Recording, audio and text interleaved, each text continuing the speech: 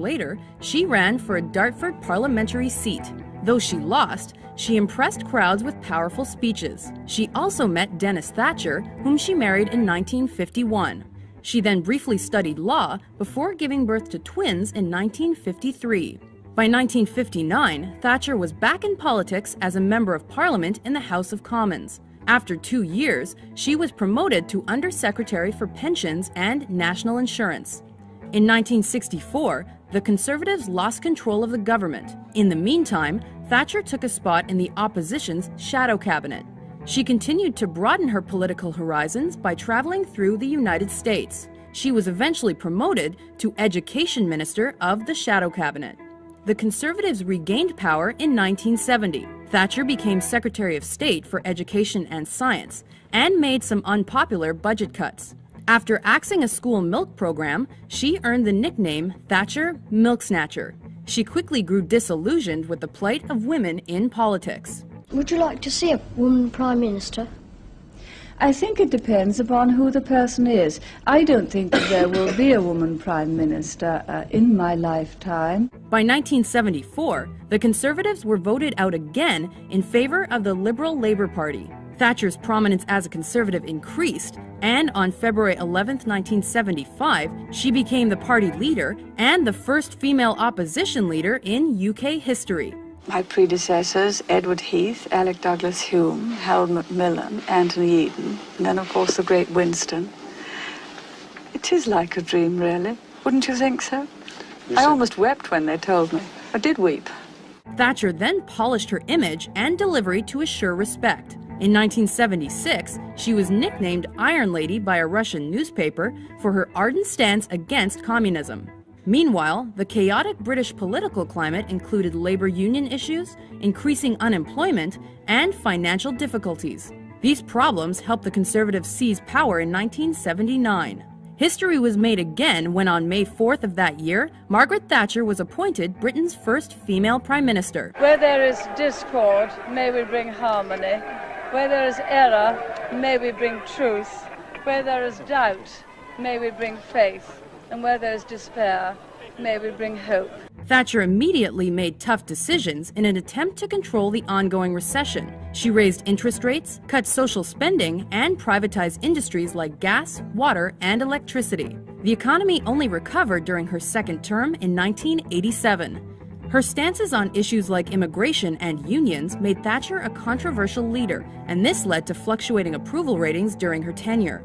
As Prime Minister, she aligned herself with U.S. President Ronald Reagan as the pair shared similar right-wing viewpoints.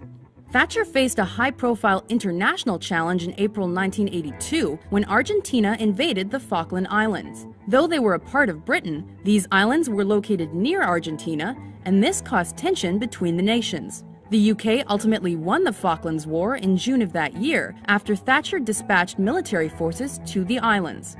The beginning of her second term in 1983 was exemplified by a long and violent British mining strike. The next year, Thatcher barely escaped assassination by the Irish Republic Army in response. Her unfazed showing after that attempt only increased her popularity. During her second term, foreign policy matters she addressed included the Cold War and the U.S. bombings of Libya.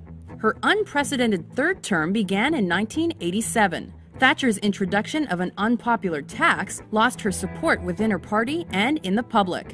In 1989, she was challenged for party leadership. Ultimately, she left office on November 22, 1990, and was replaced as Prime Minister by John Major. Thatcher then returned to her MP job before retiring in 1992. That year, she was also appointed to the House of Lords.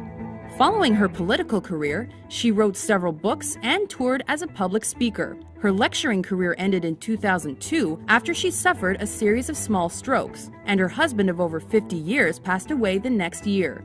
In 2011, Thatcher's life story made it to the big screen, with Meryl Streep taking the role of the Iron Lady. With all due respect, when one has been to war... With all due respect, sir, I have done battle every single day of my life. Thatcher was a controversial British figure. Her economic performance was praised, while her social policies were divisive. However, Margaret Thatcher undoubtedly changed the political landscape of the United Kingdom forever. The Russians said that I was an Iron Lady. They were right. Britain needs an Iron Lady.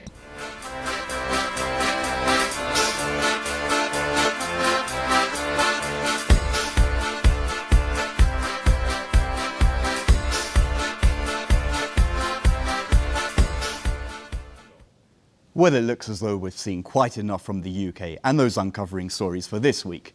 We hope you found it all useful and informative.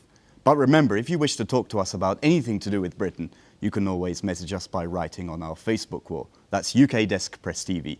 Do go ahead and add us if you haven't already. Or if you prefer, you could send us your emails via britain@presstv.ir. It's always a privilege for us to be in contact with you. So whatever you do, carry on watching the monarchy, because the monarchy will carry on watching Britain. Until our next episode, take care, keep well, and goodbye from me and the team.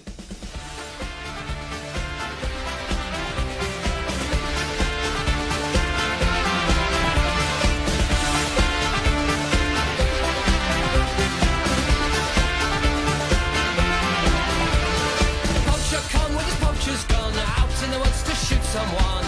My lord, your time has come, right between the eyes.